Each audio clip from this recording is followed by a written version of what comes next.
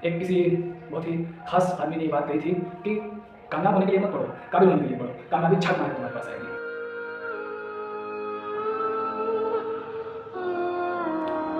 जय फ्रेंड्स, आज की हमारी वीडियो होने वाली है स्किल्स वर्सेस डिग्रीज के ऊपर। स्किल्स ज़्यादा मैटर करती हैं या डिग्रीज ज़्यादा मैटर करती हैं, हम इन दोनों का एक कंपैरिजन करने वाले हैं। तो इसका कंपैरिजन करने के लिए सबसे पहले हम लोग एक कहानी को सुनेंगे और मैं आप लोगों को मिलूंगा इस कहानी के बिल्कुल लास्ट में। कहानी को शुरू करने से पहले मैं आप लोगों को ये बता देना चाहता हूँ कि ये जो कहानी है, ये कहानी मैंने ली है गीगल के प्लेटफॉर्म से। गीगल एक ऐसा प्लेटफॉर्म है जहाँ पर आप कई सारी बुक्स को पढ़ सकते हो, ऑडियो बुक्स को पढ़ सकते हो, और यूट्यूब पर इनका चैनल है जिन पर आप कई सारी कहानियों को सुन सकते हो। गीगल के इस प्लेटफॉर्म पे अगर आप लॉगिन करना चाहते हो और गीगल को यूज़ करना चाहते हो तो डिस्क्रिप्शन में मैं आपको इसका लिंक दे दूंगा, आप वहाँ से जाकर के इसको डाउनलोड कर सकते हो। बेसिकली यहाँ पर कई सारी बुक्स होती हैं जिनको ऑडियो फॉर्मेट में आप लोग सुन सकते हो, और इसमें कई सारी फ्री बुक्स हैं जिसको आप ऐसे ही सुन सकते हो, और साथ ही साथ इसमें कुछ इसके प्रीमियम लेने के बाद इसकी कुछ प्रीमियम बुक्स हैं जो कि आप इन्हें सुन सकते हो। तो डिस्क्रिप्शन में इसका आपको लिंक मिल जाएगा और वहाँ से आप जाकर के इसको डाउनलोड कर सकते हो। हम आगे बढ़ते हैं अपनी कहानी की तरफ। तो चलिए हम शुरू करते हैं कहानी की तरफ। एडिटर, कहानी शुरू करो, प्ले कर यार, वीडियो प्ले कर। हाँ ठीक है। एक ऐसा लड़का जिसके पास रहने को घर नहीं था, खाने को खाना नहीं था, जिसके बाप का बिजनेस बर्बाद हो गया और कर्ज में डूबने की वजह से उनकी मौत हो गई। आगे चलकर यही लड़का दुनिया की सबसे महंगी गाड़ी बनाता है, जिसे खरीदने के लिए इवन राजा महाराजाओं की लाइन लग जाती है। सिर्फ 4 साल की एज में इस लड़के को अपना पेट भरने के लिए खेत में मजदूरी करनी पड़ी और इसकी माँ ने इसे खुद से अलग कर दिया और कहा, मैं तुम्हें अपने साथ नहीं रख सकती, मेरे पास पैसे नहीं है, मेरे ऊपर बहुत कर्ज है। ये लड़का ना ही कभी स्कूल की पढ़ाई कर पाया और ना ही कभी कॉलेज जा पाया, बट आगे चलकर इसने ना सिर्फ कॉम्प्लेक्स इंजन डिजाइन किए बल्कि इवन एरोप्लेन के इंजन तक इन्होंने बनाए और पूरी दुनिया को चौंका दिया। हम बात कर रहे हैं रोल्स रॉयस के founder sir Frederick Henry Royce की, जिन्होंने सिर्फ 2000 रुपए से रोल्स रॉयस को शुरू किया और आज इस कंपनी की मार्केट वैल्यू 4 लाख करोड़ से भी ज्यादा है। यहाँ तक कि आज इनकी सिर्फ इस कार की वैल्यू 200 करोड़ से भी ज्यादा है, और इतने में तो हम 50 चमचमाती लैम्बोर्गिनी खरीद सकते हैं। पर सवाल ये उठता है कि हेनरी, जिन्होंने इंजीनियरिंग तो क्या कभी स्कूल की पढ़ाई नहीं की, उन्होंने आगे चलकर एरोप्लेन के इंजन तक कैसे बना दी, और इस जर्नी में उन्हें ऐसा कौन सा जीनियस पार्टनर मिल गया जिन्होंने सिर्फ रोल्स रॉयस ही नहीं बल्कि पूरी कार इंडस्ट्री के फ्यूचर को बदल के रख दिया।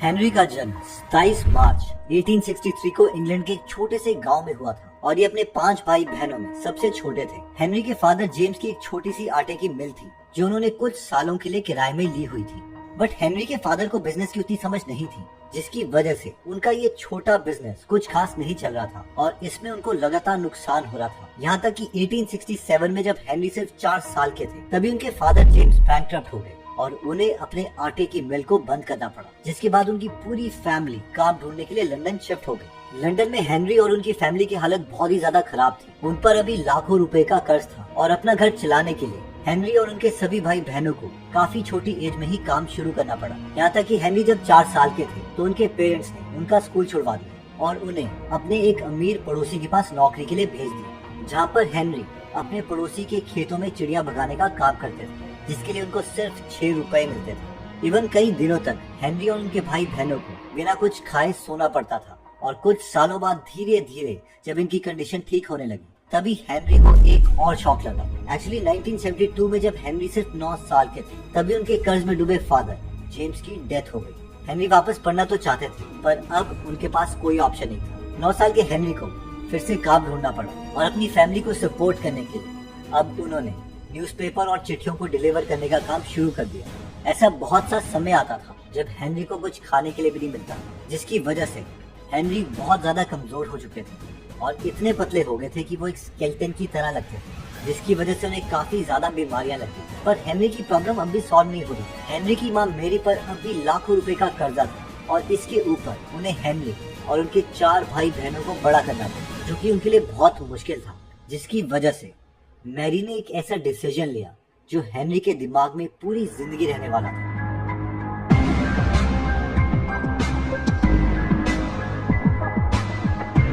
हेनरी की माँ इतनी मजबूर थी कि उन्होंने हेनरी को बुलाया और उनसे कहा, बेटा मैं अब तुम्हें अपने साथ नहीं रख सकती, मेरे ऊपर बहुत सारा कर्ज है, मुझे तुम्हें अपने से दूर करना होगा।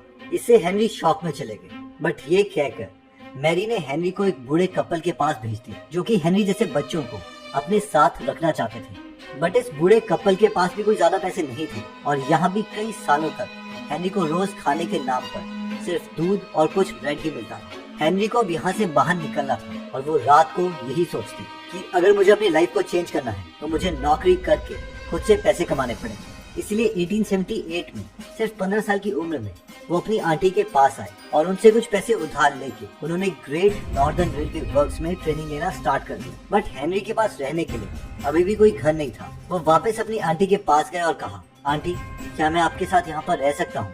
इस पर उनकी आंटी ने कहा, देखो मैं तुम्हें ऑलरेडी इतने सारे पैसे दे चुकी हूँ, तुम्हें यहाँ रखना अब मैं अफोर्ड नहीं कर सकती। इसके कुछ ही दिनों के बाद उन्हें जॉर्ज नाम का एक आदमी मिला जिसके बेटे हेवलॉक के साथ हेनरी ट्रेनिंग ले रहे थे। जॉर्ज ने हेनरी से कहा, हेनरी क्यों ना तुम हमारे साथ मेरे घर में शिफ्ट हो जाओ, मेरे घर में एक वर्कशॉप भी है, वहाँ तुम अपनी ट्रेनिंग भी कर सकते हो। हेनरी अब दिन में काम करते थे और रात में जॉर्ज के साथ वो कई नए इंजन और टूल्स के बारे में सीखते जो आगे चलकर उनके बहुत काम आने वाले थे। सब कुछ अच्छा चल रहा था, तभी हेनरी के सामने एक और प्रॉब्लम आ गई। ट्रेनिंग के तीसरे साल हेनरी के पास उनकी आंटी ने जो भी पैसे दिए थे वो सारे खत्म हो गए। उन्होंने कई लोगों से मदद मांगी लेकिन किसी ने भी उनकी मदद नहीं की और फाइनली रेलवे वर्क्स में उन्होंने अपनी ट्रेनिंग को बंद कर दिया। 17 साल की एज में हेनरी को electric light and power company में एक जॉब लग गई। या उन्हें काम करने के 1 रुपए पर आवर मिलते थे। फिर भी हेनरी का फोकस सिर्फ नई चीजों को सीखने में था। उन्हें जब भी टाइम मिलता वो खुद से किताबें लेते, वो मैथ्स पढ़ते, फ्रेंच पढ़ते और इवन इंजीनियरिंग की पढ़ाई करते। यहाँ तक कि अपने नई जॉब में वो इतने ज्यादा डेडिकेटेड थे कि वो कई बार काम करते अपना खाना तक खाना भूल जाते थे और अपने पैसे बचाकर अपने काम के बाद वो देर रात तक इलेक्ट्रिक इंजीनियरिंग की क्लासेस लेते ताकि उन्हें कुछ नया सीखने को मिले। फाइनली हेनरी की डेडिकेशन और उनके हर वक्त नए स्किल सीखने के एटीट्यूड ने उनके बॉस को इम्प्रेस कर दिया। उनके बॉस ने हेनरी को बुलाया और कहा, हेनरी हम तुम्हारे वर्क और डेडिकेशन से बहुत खुश हैं। हमने डिसीजन लिया है कि तुम्हें लिवरपूल वाले ऑफिस में एज अ चीफ इंजीनियर बनाकर हम भेजेंगे। 1882 में सिर्फ 19 साल की एज में हेनरी का प्रमोशन हो गया था और अब उनका करियर अच्छा चल रहा था। बट सिर्फ 2 साल बाद हेनरी की लाइफ में एक और ट्विस्ट आया। 1884 में हेनरी जिस कंपनी में काम कर रहे थे वो बर्बाद हो गई और बैंक ने उनके सारे ऑफिसेज सील कर दिए। हेनरी अब फिर से जॉबलेस हो चुके थे। बट इस बार उन्होंने एक बड़ा डिसीजन लिया, मुझे अब कोई जॉब वॉब नहीं करनी है, मैं अपनी इंजीनियरिंग नॉलेज यूज करूंगा और अपना खुद का कोई बड़ा बिजनेस खोलूंगा। सॉरी दोस्तों, मैं आपको बीच में आकर के डिस्टर्ब कर रहा हूँ। मैं यहाँ पर बीच में आया इसलिए क्योंकि मुझे आप लोगों के लिए एक ऑफर देना है। तो आप लोग अगर कुरान मजीद या फिर भगवत गीता, श्रीमद् भगवत गीता या बाइबल जैसी अगर कोई किताब पढ़ना चाहते हो, इन जैसी बुक्स को पढ़ना चाहते हो, तो किसी भी आप लर्निंग प्लेटफॉर्म पे अगर जाते हो, प्ले स्टोर पर या फिर गूगल जैसे किसी प्लेटफॉर्म पर आप अगर जाते हो, इन किताबों को पढ़ने के लिए या सुनने के लिए तो आपको एक अच्छा खासा अमाउंट पे करना पड़ता है। लेकिन मैं आप लोगों को ये 3 किताबें, श्रीमद् भगवत गीता, कुरान और होली बाइबल, ये 3 किताबें आप लोगों को मेरे सब्सक्राइबर के लिए, मेरे व्यूवर्स के लिए, ये 3 किताबें मैं फ्री में देने वाला हूँ। आप डिस्क्रिप्शन में जाकर के अगर व्हाट्सएप चैनल को ज्वाइन करते हो तो उस व्हाट्सएप चैनल पर आपको ये तीनों बुक्स मिल जाएंगी। और अगर नहीं मिलते हैं तो आप दिए गए इस नंबर पर, जो ये नंबर आ रहा है, इस नंबर पर मैसेज करके इन तीनों बुक्स को पा सकते हो। मुद्दा ये है कि क्या आप लोग इस बुक को पढ़ना चाहते हो। आप लोग में से कई सारे लोग होंगे जो इस बुक को पढ़ना चाहते होंगे लेकिन उन्हें बुक मिलती नहीं होगी। चलिए वापस चलते हैं हम अपने वीडियो की तरफ।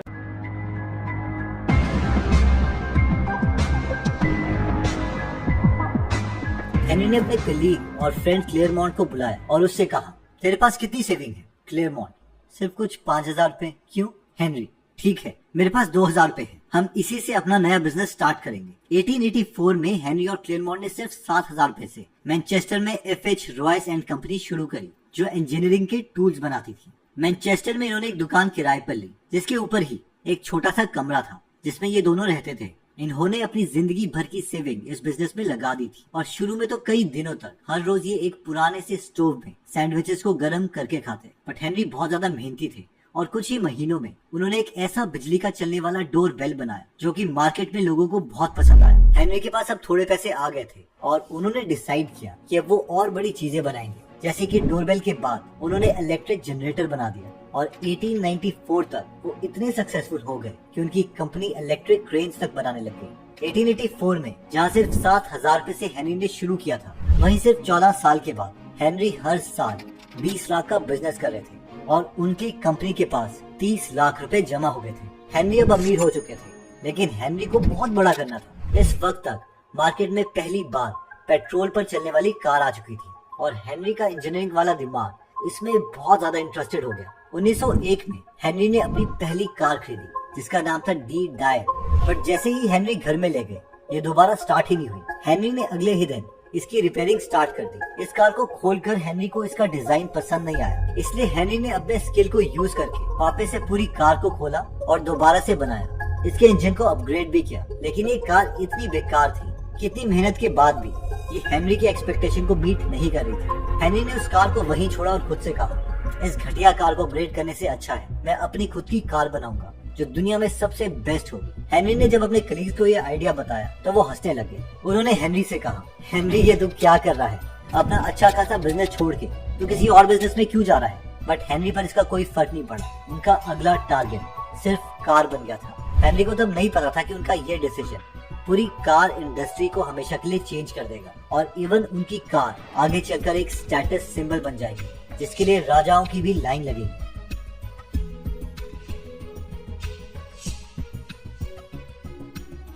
हेनरी का पहला टारगेट था कि खुद का एक कार इंजन बनाना और सिर्फ 2 साल के बाद 1903 में हेनरी ने अपना खुद का पेट्रोल इंजन बना दिया। लोगों को लगा कि ये आदमी जो कभी स्कूल तक नहीं गया वो बड़े बड़े इंजीनियर्स को पीछे छोड़कर कार इंजन कैसे बना रहा है। बट हेनरी का डेडिकेशन अलग ही लेवल पर था और कार इंजन बनाने के सिर्फ 1 साल के बाद 1904 में हेनरी ने अपने वर्कशॉप के एक छोटे से कॉर्नर में खुद की एक कार बना ली जो कि तब मार्केट के किसी भी कार से बेटर थी और उन्होंने इसका नाम रखा रॉयस 10। हेनरी ने रॉयस 10 के 3 मॉडल्स बनाए जिनमें से एक उन्होंने अपने पास रखा, एक उन्होंने अपने पार्टनर क्लेरमॉन्ट को दिया और तीसरी कार उन्होंने एक बिजनेसमैन हेनरी एडमंड्स को बेच दी। हेनरी एडमंड्स को ये रॉयस कार 10 इतनी पसंद आई कि उन्होंने इस कार को अपने एक फ्रेंड चार्ल्स रोज को दिखाया, जिन्होंने कहा इस कार को किसने बनाया है, उसके साथ मैं जल्द ही जल्द मीटिंग करना चाहता हूँ। ये मीटिंग पूरी कार इंडस्ट्री की सबसे इम्पोर्टेंट मीटिंग थी। चार्ल्स की स्टोरी हेनरी के बिल्कुल ऑपोजिट थी। उनका जन्म 1877 में लंदन में एक बहुत ही अमीर और पावरफुल फैमिली में हुआ था। हेनरी की तरह चार्ल्स को भी इंजन में काफी ज्यादा इंटरेस्ट था, यहाँ तक कि वो बचपन से ही घर के सारे इंजन खोल देते थे और इसमें खुद वो इतने ज्यादा गंदा हो जाते कि उनके फ्रेंड्स उन्हें डर्टी रोल्स कहते। चार्ल्स के इसी इंटरेस्ट के चलते उनके पेरेंट्स ने उन्हें दुनिया की one of the best engineering college Trinity में भेजा था, जहाँ से चार्ल्स ने मैकेनिकल इंजीनियरिंग की पढ़ाई की थी। यहाँ चार्ल्स का कार में इतना ज्यादा इंटरेस्ट बन गया था कि 1896 में सिर्फ 18 की उम्र में वो खुद से फ्रांस चले गए और फेटन नाम की कार खरीद के ले आए। इनफैक्ट चार्ल्स इंग्लैंड के one of the best car buyer थे और उन्हें कार्स में इतना ज्यादा इंटरेस्ट था कि 1903 में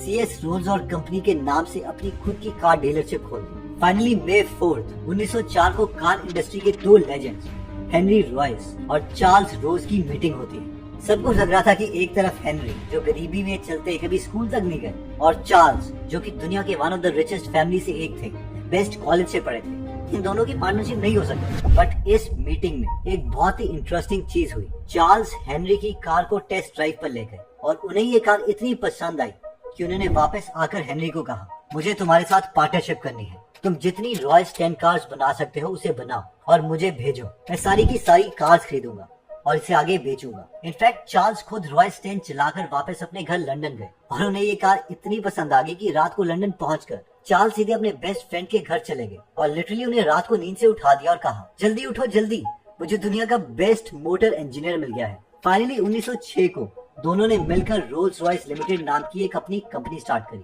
और ये कार सिर्फ 2 सालों में वर्ल्ड की बेस्ट कार कंपनी बनने वाली थी।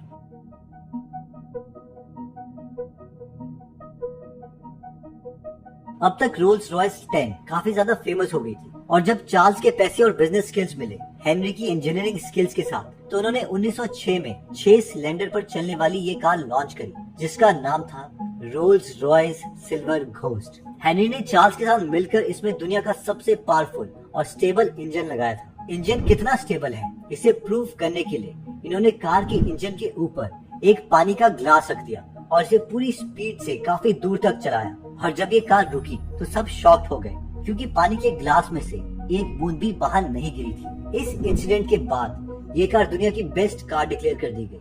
1907 में अपनी डिजाइन और रिलायबिलिटी की वजह से इन्हें कई सारे अवार्ड्स मिले और इवन राजा महाराजा तक इस कार को खरीदने के लिए लाइन लगाने लग गए। बट हेनरी के दिल में अभी भी बचपन की चोट थी और वो सेटिस्फाइड नहीं थे। उन्हें रोल्स रॉयस को अभी भी और बेटर बनाना था। उनकी शुरू से आदत थी अपने लिमिट्स को बस पुश करते रहो। और वो इतने सक्सेसफुल होने के बाद भी इतना ज्यादा काम कर रहे थे कि वो कई बार रात का खाना तक भूल जाते और अपनी खराब हेल्थ को भी इग्नोर कर देते। हेनरी का फोकस हमेशा से बेस्ट इंजीनियरिंग और डिजाइन पर था, यहाँ तक कि उन्होंने ये तक कह दिया था कि आप जो भी काम करते हो उसमें परफेक्शन अचीव करने का एम रखो, और इवन की कोई चीज ऑलरेडी बेस्ट बनी हुई है तो उस पर फिर भी काम करते रहो और उसे और भी ज्यादा बेटर बनाओ। इनफैक्ट हेनरी के इस प्रिंसिपल को रोल्स रॉयस आज भी फॉलो करती है, और इवन की रोल्स रॉयस के एक कार को बनाने में 6 महीने का टाइम लगता है। और सबसे शॉकिंग बात तो ये है कि पूरी दुनिया में आज सिर्फ एक ही ऐसा आदमी है जो रोल्स रॉयस की कार में पिन स्ट्रिप को हैंड पेंट करता है। 1921 आते आते रोल्स रॉयस की डिमांड इतनी ज्यादा बढ़ गई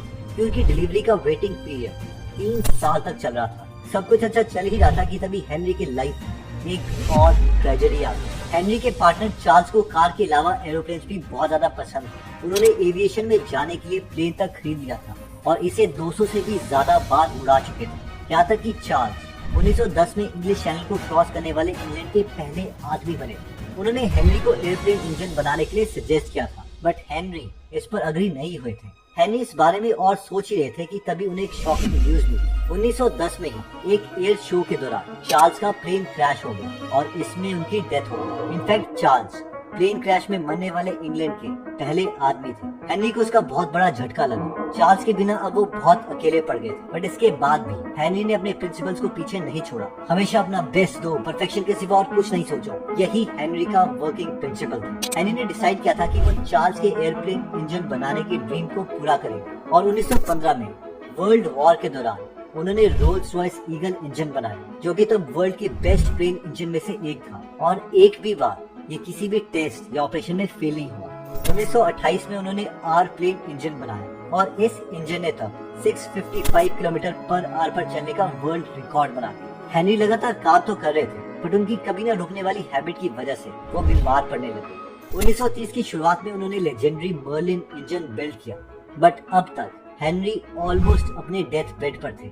मर्लिन इंजन बनाने के कुछ ही महीनों के बाद 1933 में सैडली हेनरी की डेथ हो गई, बट अपने एंड टाइम तक हेनरी इतने ज्यादा डेडिकेटेड थे कि वो अपनी मौत से सिर्फ कुछ ही घंटों पहले अपने कार के शॉक एब्जॉर्बर का स्केच बना रहे थे, और मौत के सिर्फ कुछ घंटे पहले उन्होंने अपने सेक्रेटरी ऑबिन को बुलाकर कहा, इस स्केच को फैक्ट्री से मेरे वर्कर्स तक सेफली पहुंचा दो। आज रोल्स रॉयस दुनिया की सबसे फेमस कार कंपनीज में से एक है। आज इनकी ऐसी एक कार 200 करोड़ में बिकती है, और हम में से कई लोगों की ये एक ड्रीम कार है। और ये सब शुरू हुआ था एक गरीब बच्चे की स्टोरी से, जिनको 4 साल की एज में काम करना पड़ा, जो कभी स्कूल तक नहीं गए, बट जिसने हमेशा ये बिलीव किया कि परफेक्शन और मेहनत के दम पर एक गरीब इंसान भी वर्ल्ड की बेस्ट कार कंपनी बना सकता है। तो यहाँ पर आप लोगों ने इस कहानी में देखा कि कैसे हेनरी रॉल्स ने अपनी स्किल्स पर फोकस किया, और क्योंकि उनकी जो परिस्थितियाँ थी वो बहुत ज़्यादा खराब थी, बहुत ही ज़्यादा एक गरीब फैमिली से आते थे, लेकिन उन्हें अपने स्किल्स पर काम किया और इतना ज़्यादा एक्सीलेंस इंजीनियर बने कि उन्होंने दुनिया की सबसे महंगी कार बना दी, और उनकी एक कार आज के समय पर 200 करोड़ में बिकती है। तो इसलिए ये बात सिद्ध हो जाती है कि आपका स्किल्स मैटर करती है, नॉट डिग्रीज। तो आपको स्किल्स पर फोकस करना है, ना कि डिग्रीज पर। एक किसी बहुत ही खास आदमी ने ये बात कही थी कि कामयाब होने के लिए मत पढ़ो, काबिल होने के लिए पढ़ो, कामयाबी छक मार तुम्हारे पास आएगी। तो मैं मिलता हूँ आप लोगों को किसी दूसरी वीडियो के साथ, तब तक के लिए जय हिंद।